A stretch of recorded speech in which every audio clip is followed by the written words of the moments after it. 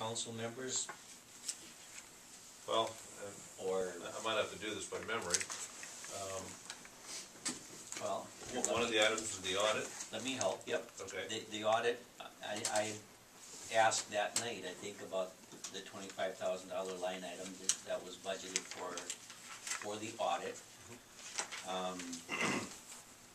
You know, just wondering if that indeed, you know, if there was any way to save some money. Steve contacted Tom Wente, and I talked to Tom. He believes that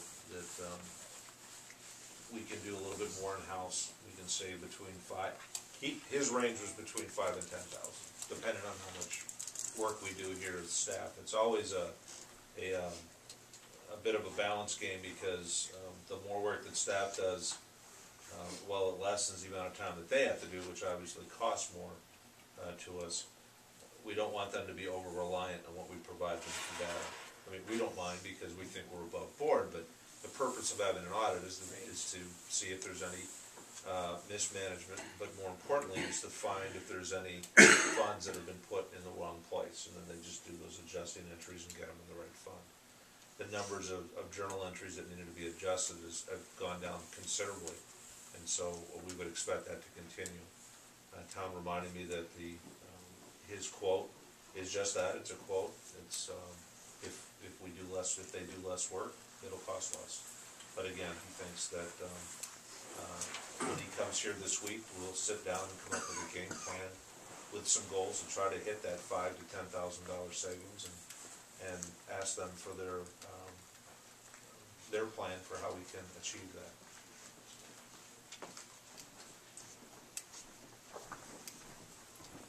okay, thank you. The what I had read in, I believe it was the Bluff Country Reader quote, or a contract that Smith Schaefer had entered into with Spring Valley for a sizable, or a number that was sizably less than what our budget would, and that's what made me ask that question. But you know, I'm happy with that. I'm happy with knowing that you contacted Tom, and that it's on the radar. Yeah, one of the things that Tom Wente always says, that the city of Rushford audit is more complicated than the city of Rochester. Right, it's still going to cost more than Spring Valley or somebody else's, but there's no reason that we can't do our very best to lower that number, and we always do. But we'll just double our effort. Strictly speaking, how do you break down that number going into the audit? Where, like, you're paying a public works employee from 6 different funds. How do you allocate that dollar? So this dollar, tax levy, LGA, what is it that pays for the audit? Each of the funds participates in the cost of the audit. Each of the funds participates, including the EDA fund. For as much as the audit. Exactly, yeah, and that's a lot of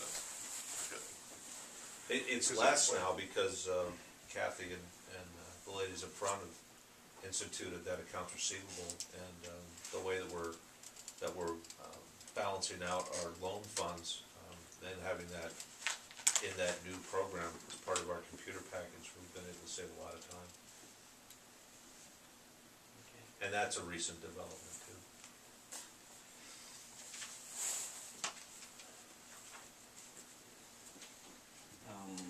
One of the other things that I had referenced was from the worksheet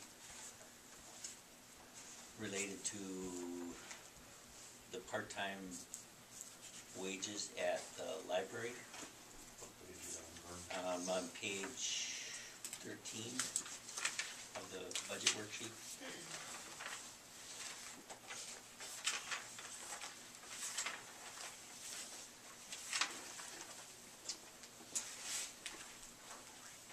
Looking at nearly a, what, 45% increase, 40% increase? And I guess that just stood out to me, that line item stood out to me as, you know, and I understand that the part-time labor hasn't been adjusted for a number of years, but probably isn't gonna make up $7,000 worth of increases. Is it? Is Yeah, it? I think so. I don't know. Yeah. And I think you've got your hours pretty well set. You were playing around with those this last year based upon the feedback you were getting from your patrons. So I think they've hit the bullseye with the hours that the library board wanted to meet. It truly is a reflection of trying to set those hours, the hourly wage where they think it needs to be and where it should have been. So that's the library board's recommendation. What will the rate be?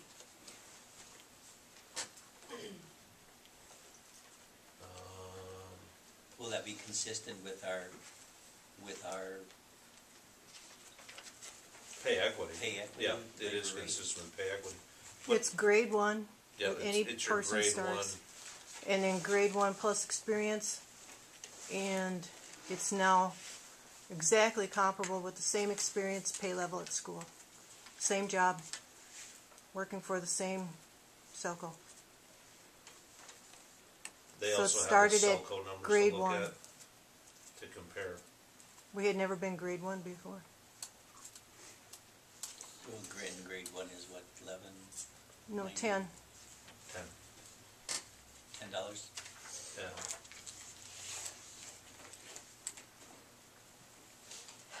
Because you were what, 7?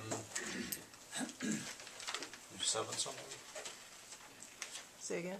How much were they at before? Oh, Or are they at now? one was at 7 something and one was at 8. And had been. It's not, retroactive. We're starting with getting caught up and just doing it for 1 year. Starting January 1? Yeah. Yeah. Okay.